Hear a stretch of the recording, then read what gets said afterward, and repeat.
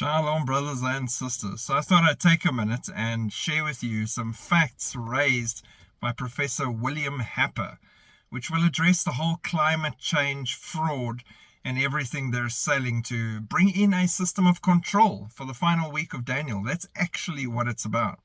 So Professor Emeritus of Physics at Princeton University, William Happer, discussed common misconceptions in climate science, especially the negative reputation given to CO2 on Sky News Australia. More CO2 is good for the world. It's not bad for the world, and so it's absurd to be trying to reduce CO2 emissions, he said. Fact. Absolute fact. And the fact that the whole world is buying into this evil lie shows you how easily the masses are swayed to believe something that is empirically not true.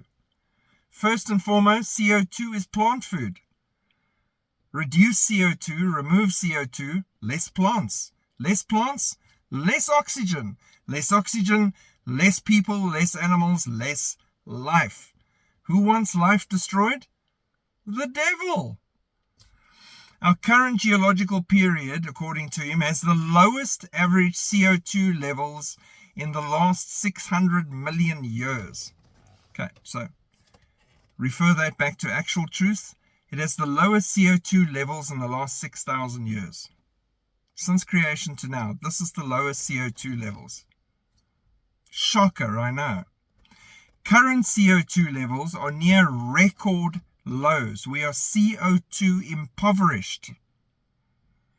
More CO2 would mean more plant growth, which would be good for the world. More CO2 helps to feed more people worldwide because it will help crops. But we don't want more people, we want less people. Depopulation. Modern warming of the world began more than 300 years ago. So this generation had no part of that. Temperatures changed dramatically during the past 10,000 years, 6,000 years. So it wasn't us. It's a process that's been coming for a while. The last interglacial was 8 degrees Celsius, 14 degrees Fahrenheit, warmer than today. The polar bears survived that. Greenland did not melt.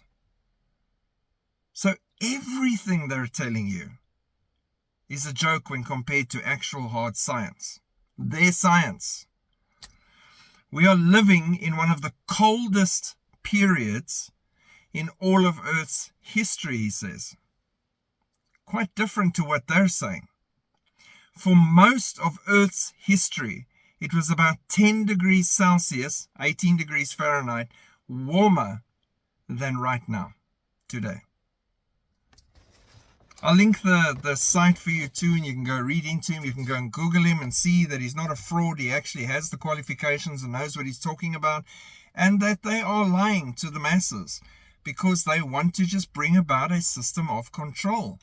You have to be lying about stuff like that so you can get people away from actual normal vehicles with fossil fuels and onto electric vehicles controlled by chips, driven by AI, that everything can be controlled. Just last week, they brought out technology that's going to be rolling out into all vehicles coming out and released from this year, from July this year, where it will monitor if you're driving too fast and then force your vehicle to slow down and brake, and they can even shut you down, which they've already got built into electronic vehicles for their use when they choose to do so. And all of this, again, speaks to a control system, a control mechanism that they can then exert on the population at any time they choose.